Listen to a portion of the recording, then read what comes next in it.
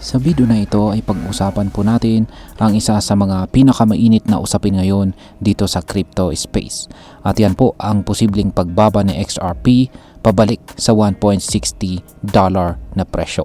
At base po yan sa mga technical analysis at saka chart patterns na lumilitaw or nagpapakita. Hindi lang natin titingnan ang mga numero, kundi aalamin din natin kung bakit nangyayari ito. Ano ang ibig sabihin ng mga bearish patterns na ito at kung ano po ang epekto nito para sa atin bilang mga Pinoy crypto traders at investors ni XRP. Kaya yan, bago po tayo magpatuloy ay pakibasa na lamang po muna ang disclaimer dito sa ibaba ng ating screen. Ngayon ay simulan po natin kung ano nga ba ang nangyayari kay XRP ngayon. Si XRP ay kasalukuyang pang-apat po sa pinakamalaking cryptocurrency sa buong mundo ngayon. At siya po ay bumagsak nitong nakalipas na April 7 sa presyo ng $1.64. Ito na ang pinakamababang presyo niya simula pa noong December. Pero pagkatapos po nito, sinubukan ni XRP na bumangon. Umangat ulit siya at naibalik ang kanyang presyo sa itaas ng $2 na presyo. Ngunit mukhang hindi ganun katatag ang kanyang recovery. Kumbaga sa tao, nakabangon nga siya mula sa kanyang pagkakadapa. Pero ngayon ay mukhang muli po siyang nadudulas at nalalapit na naman ang kanyang pagkakabagsak.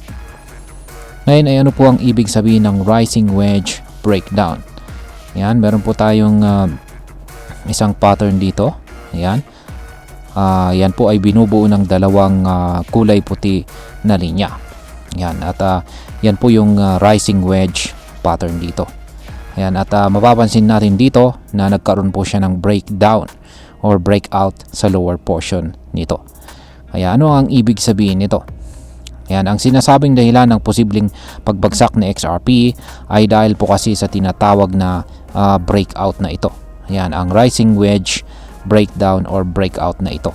Para sa mga hindi pa pamilyar, ang rising wedge ay isa po itong technical pattern na kadalasang nagbabadya ng pagbagsak sa presyo kahit na pataas pa ito sa una. Ganito po yan. Isipin mo na parang may dalawang linya sa chart na parehong tumataas. Ang isa po ay kumakatawan sa higher highs at ang isa naman ay sa higher lows. Sa una parang okay dahil pataas po ang takbo ng presyo. Pero habang nagkakaroon po ng convergence o paglapit ng dalawang linya, nawawala ang momentum. Kapag ang presyo po ay bumaba sa ibaba ng mas mababang linya, dito na po lumilitaw ang senyales ng trend reversal. Ibig sabihin ay mula po bullish ay magiging bearish po ang galaw. So sa madaling salita ay mukhang nawawalan ng gana ang mga buyers at unti-unti nang naibabalik ang control sa mga sellers. At ito po ang senyales na nakikita natin ngayon dito po sa chart ni XRP. Ngayon is ang pinakatanong po natin dito ay posible ba talagang bumaba sa XRP sa presyong $1.60? Ayon po sa technical analyst na si Ginoong Thomas Bolkowski. Ayan, kapag may rising wedge breakdown ay madalas na ang unang support level ay yung starting point ng wedge. Kaya para kay XRP, ito po ay nasa presyong $1.60. Ibig sabihin ay kung magpapatuloy po ang bearish trend, hindi malayong bumalik sa XRP sa presyong ito.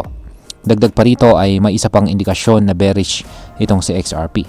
Bumaba po siya sa ilalim ng Ichimoku Cloud, isang technical indicator na ginagamit para makita po ang trend direction ng isang asset.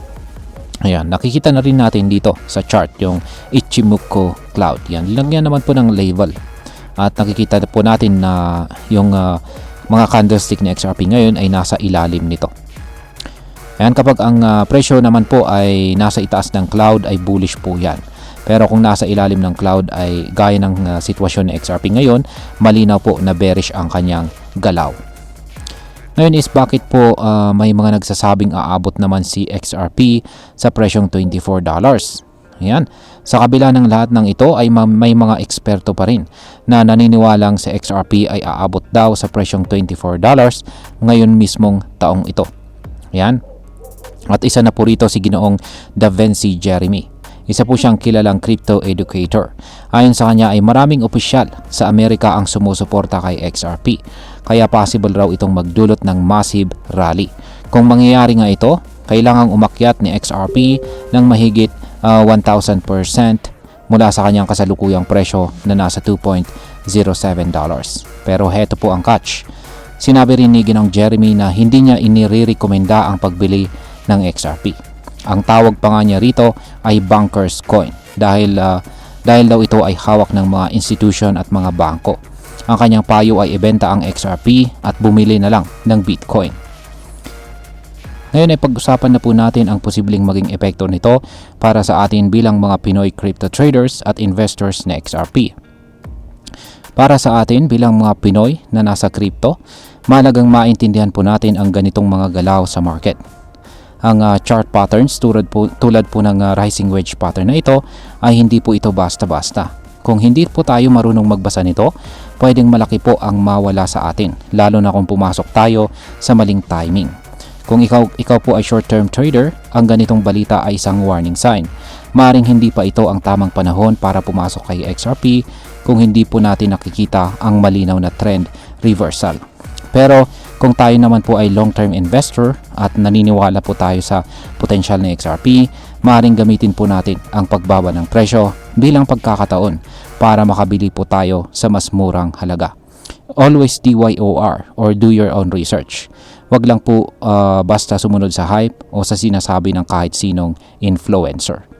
Yan bilang panghuli. Ang masasabi ko naman po tungkol dito ay mahalaga na hindi lang tayo umaasa sa chismis o predictions, kundi marunong dapat tayong tumingin sa mga technical indicators. Ang pattern po na lumilitaw ngayon kay XRP ay malinaw na isang warning sign. Hindi ibig sabihin nito na siguradong babagsak siya sa $1.60, pero dapat po tayong maging maingat. Pwede rin namang baliktarin ni XRP ang kanyang sitwasyon kung saan ay magkaroon ng malaking balita o kung may institutional support na biglang pumasok. Pero habang wala pa yan, mas mainam na i-manage natin ang ating risk. Lalo na't crypto ang ating pinag-uusapan kung saan ay isang market na sobrang volatile at napakabilis magbago. Kaya kung ako po ang tatanungin, kung trader ako, iiwas muna ako sa entry kay XRP hanggang makita ko ulit ang isang malinaw na bullish signal. Pero kung pag-investor naman ako na naniniwala sa long-term future na XRP, magsiset ako ng entry points at bibili lamang ako kapag pumasok siya sa support level. At ayan, hanggang dito na lamang po tayo sa video na ito mga ka-crypto. Marami pong salamat sa panonood. Ingat po tayo lagi at God bless po sa ating lahat.